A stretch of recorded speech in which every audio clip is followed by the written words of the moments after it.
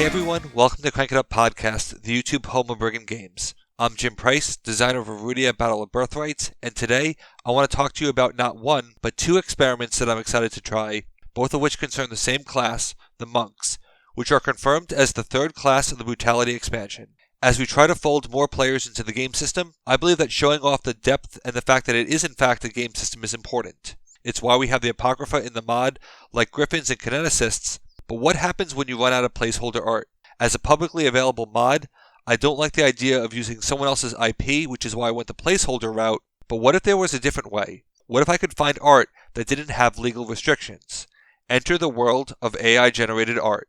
Like a few others I know, I decided to play around with Midjourney's image creation AI, and despite some notable issues with human features and a very steep learning curve, I was actually really happy with how it turned out. And the idea of producing license-free images allows me to offer more content and try something in the form of another experiment, public playtesting.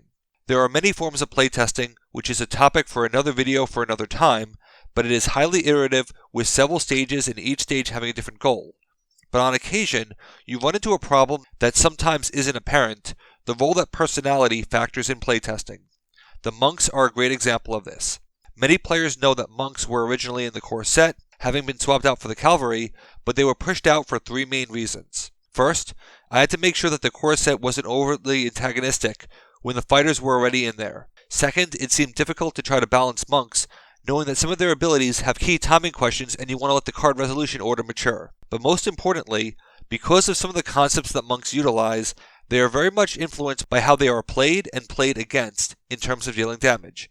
It's a bit like testing fighters and clerics in the same class, and it seemed easier to delay their arrival until damage concepts have been normalized. And although the Monks are doing well in playtesting, the nature of their class means that they could benefit from more sets of eyes, so I'm trying public playtesting for the first time, where anyone can give feedback and the progression is transparent. I got the idea from a local restaurant that has a test kitchen for items that they are excited about, but want honest public feedback before committing them to the menu. It allows for multiple opinions on how to word cards to align with difficult timing questions. I'm excited to see how this turns out, as it means the Monk primary and secondary will be available in the mod. Just remember, they cannot be in the same game. So what do the Monks do? Well, if you ask most JRPG fans what Monks are known for, they would say that Monks are mostly known for counterattacking. You hit me, I hit you back. In fact, this was their triple feature at one point. However, this is where the personality comes in. What if they don't hit you? Unlike tactical RPGs like Final Fantasy Tactics, damage is optional. Damage isn't the expected default behavior. As the Monks began to develop, this question came into central focus, and it became less about counterattacking and more about honoring that legacy in a way that gives them a more diverse playstyle. These Monks pull from a variety of source materials, but several sub-themes occur, the first of which is damage manipulation and redirection. We see the basics of this with Orla, who has the ability to deal damage to a rival unit whenever an allied unit gains damage, regardless of how it is gained. So if you hit me, I will hit you back. But it also means that if I hit myself, I'm going to hit you back as well, because this is the primary theme of Monks, unleashing their chi to damage themselves for powerful abilities, with Orla there to serve two purposes. It helps to view this through the lens of their triple feature, Chi Strike. Chi Strike can deal non-fatal damage to its attached unit using shields and health as a source of power. Thus, if you damage a unit early, you limit their ability to generate strength. In this regard, Orla acts as a deterrent. Their ability means that any attempt to deal damage will be met in kind. However, the damage potential is still there, because Chi Strike can deal that damage, which means that the counterattack will happen either way. It's just a question of whose turn it is and who is in control. Of course, this creates a bit of a timing question, because tokens are applied one token type at a time, but as a stack. So if you deal 2 damage with critical hit, you don't deal 1 damage, react, then deal another damage and react again. You deal 2 damage, then react twice. Currently, this doesn't favor Orla because it means that if they are dealt a singularly large source of damage, Orla might die before they have a chance to react, because when a card leaves play, its resolution ceases. There is the possibility of using when next here, but this is one of the questions that public playtesting will answer. How often do you go for the leader kill where it matters? Not that theme always wins out, but it's counterattacking, not preemptive striking. Although Orla lacks a card name to give bias, so balance will be the primary determining factor. With a stronger incentive to now deal damage to yourself and expend your chi, we can look at some other examples of what self-damage can do.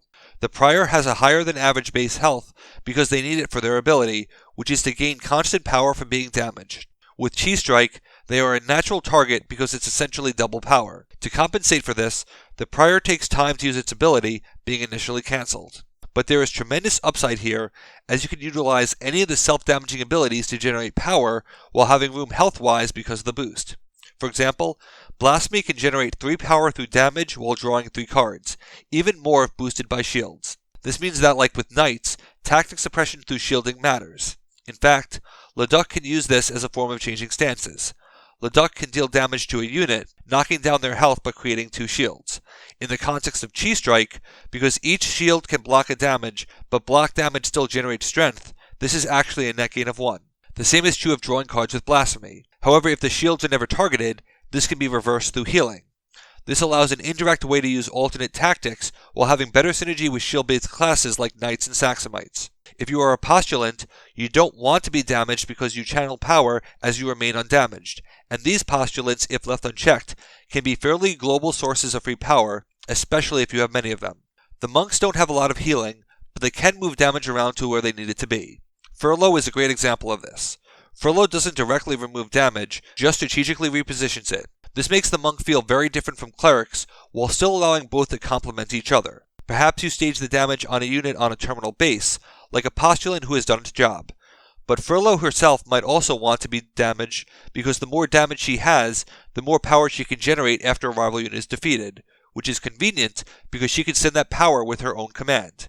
What you begin to see is 5 really interesting acolytes who work extremely well with each other. There is one acolyte who is probably very unexpected, and that is Sonoran, a shadow monk who gives the monks limited cloaking. This is an extensive debate in my day job as to whether or not monks could cloak, because I believe strongly that they could, and cloaking does a lot for them even in limited form. Sonoran can cloak a unit who entered play that turn. So imagine Sonoran being played, using his attack to play aggro from the discard pile, making him 4 health, then cloaking himself. Assuming no area damage, Sonoran will cloak at daybreak for aggro to trigger, generating 4 temporary power that Furlough can move. Karakum can save aggro by moving it to the next unit played that Sonoran can cloak. What the monks have, if you are patient enough, is the ability to use their board presence to do a lot of things before they even use tactics. This will feel reminiscent of the Scout primary in this regard, but it's hard to play the monks fast because they want board presence. They definitely have the tools to keep it with cards like Iron Stance. Switching stances is another major sub-theme of monks. You have units who want to be damaged and units who don't. You switch between healed and non-healed states. Iron Stance can be really interesting because you use your excess health to keep a battlefield out longer, or you can draw energy from the battlefield to heal yourself. This gives the monks a real chance at come-at-me strategies, as the reduction on your rival's turn only means it is both a risk and an opportunity. Monks has access to a wide array of abilities, often generated through damage, and they make health matter extensively. So where does the monk primary stand now? Right now, the biggest question is Chakra, their primary healing card that's a double feature that has changed just about every revision, as it's hard to pinpoint the exact right ability. Chakra is again about damage redirection. You heal someone by drawing upon another unit's life force.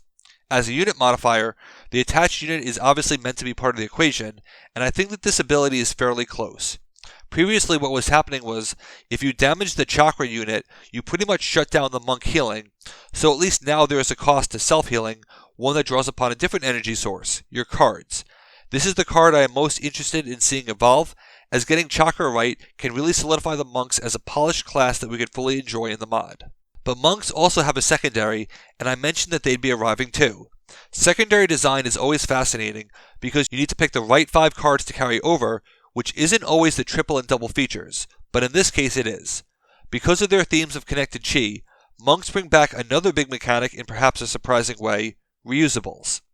Just as the postulant is linked by units being at full health, so are the Holy Robes. The Holy Robes give escalating health boosts based on how many of them there are. To monks, even 1 in isolation has value, as it is defensive and a chance for power activation. However, it can start a different reusable chain. When a unit with a Holy Robe gets the reusable, it can send it to another undamaged allied unit who preferably has another Holy Robe. As a focus item, this can be a chain of 4 if you wait long enough, allowing the limited nature of reusables to really shine.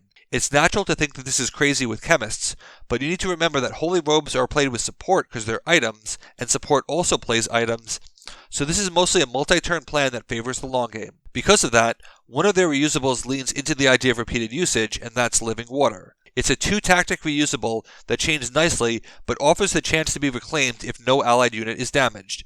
This means that your rival has a chance to respond to eliminate the item. One of the interesting things about reusables is that the mechanic requires both the copying and the reusables themselves, but there are primaries in the system that have reusable items without the copying, which makes the monk secondary relevant more often than you would think. Now that I've gone over the monks at a high level, I did want to circle back to the experimenting with AI art.